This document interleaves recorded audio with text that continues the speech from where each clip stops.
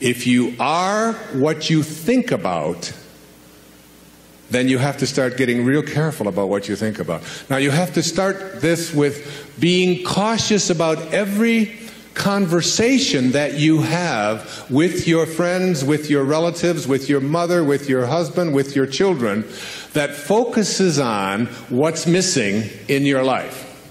Because if you want to attract something into your life, something good, something grand, something godlike, something prosperous, something of well-being, health, whatever it might be, if you want to attract that into your life, but you're talking about what's missing and thinking about what's missing, and you understand that what you think about is what expands, you will continue to expand more of what's missing, and you'll continue to attract what's missing in your life. I never talk about what's missing in my life.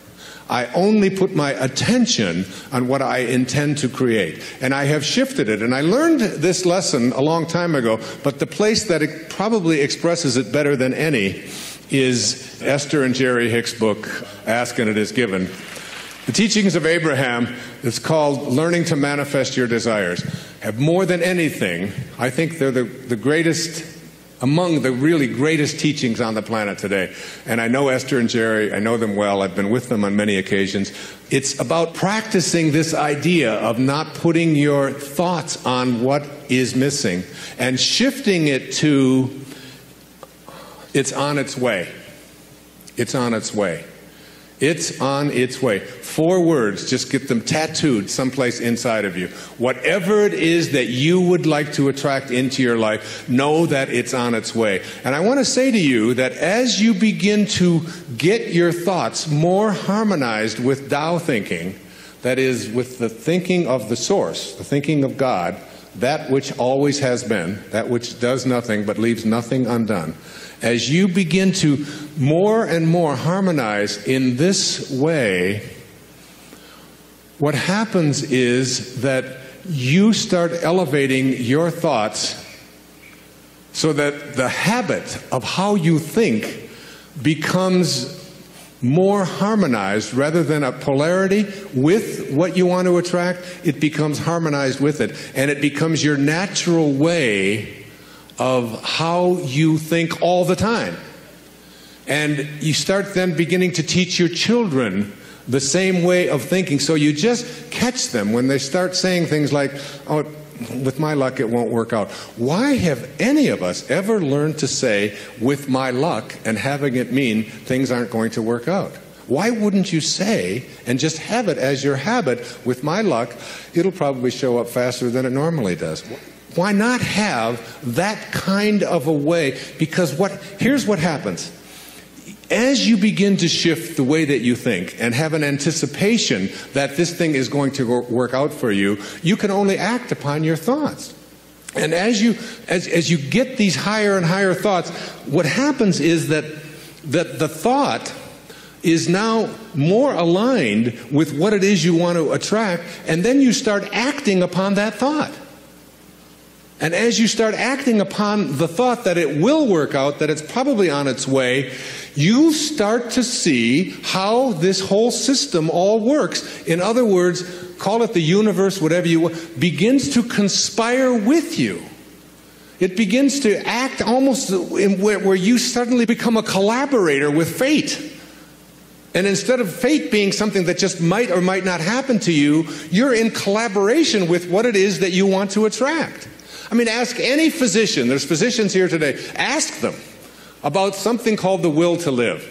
Ask them about somebody who's going in for a corneal transplant and thinks that I'm going to see when this thing is done, rather than someone who thinks it probably won't work out. And which one would they rather work with? What is this thing called the will to live? What is this thing, this inner kind of thing that says, I refuse to allow myself to think? I say to my mother, who's 90 years old, almost 91 years old. I was with her for the last 5 days, every day, all morning long with her. And she's been going through some difficulties and so on. Most of you saw her on the PBS show, if you saw The Inspiration. She has always said to me how she was going to die. She said it to me when she was 60. what her death was going to look like, when she was going to die in her sleep, and it was going to be, it was going to be a peaceful thing, and she was going to do it when she was ready. When she was ready, she would leave, and she would know when it was time. And she says, and don't think it's time. I said, well, you got a hangnail there. Maybe we should just move on with it. And she said, no, I'll tell you when I'm ready. But she has always said, I will never allow Alzheimer's into my life. She's always said that is not something. She'll say things like, well, I can't remember this name quite as well as I did before, but that concept of all, it's just not anything that I've ever allowed myself to think is a possibility. And I said to her, well, what if you're wrong? She'll say, well, who'll know the difference?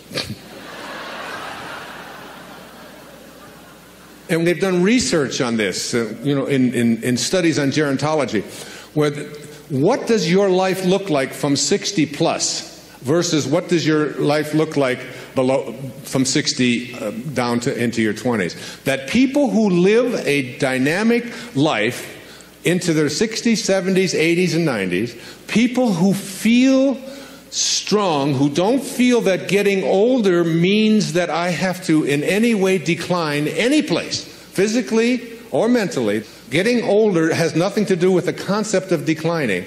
That when people are in their 20s and 30s and 40s and 50s, and this is their perception of what their life is going to be like when they're in their 60s, that those people have a much greater chance of not attracting the kinds of diseases that are so much age-related as do people who think of old as infirm and declining throughout their 20s, 30s, 40s, and 50s.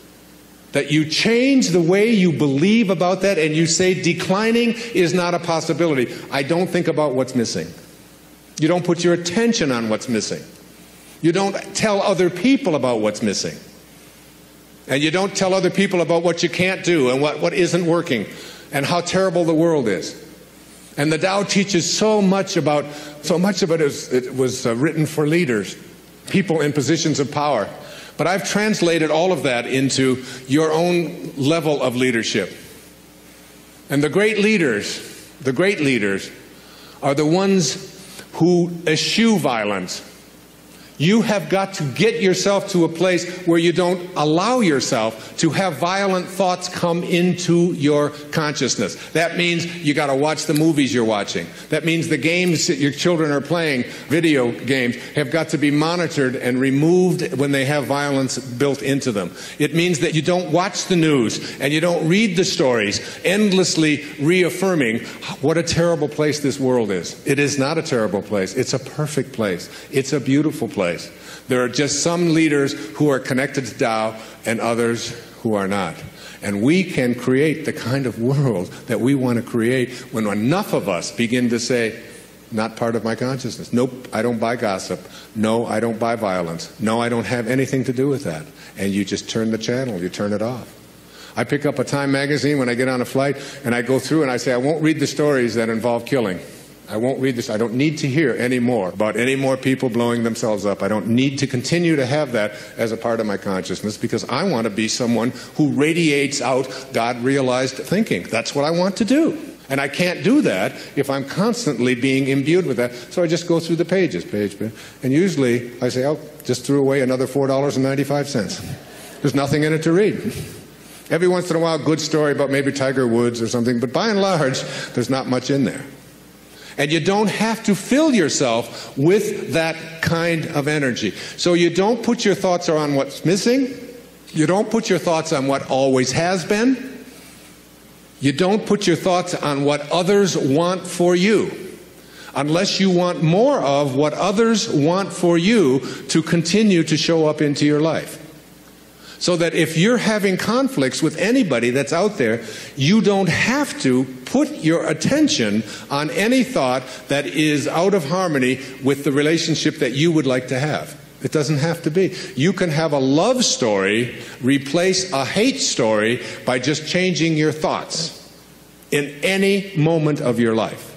As you'll see, some of you will see it this afternoon, as Katie works with some of you and does the work and teaches you to ask yourself these questions about how can you be sure? How can you be sure that that thought is true? Why not have a love relationship with your ex-husband or your ex-wife? Why not have a love relationship with your in-laws? Why not? Why not have it with everyone on the planet? Why not? Indeed, why not?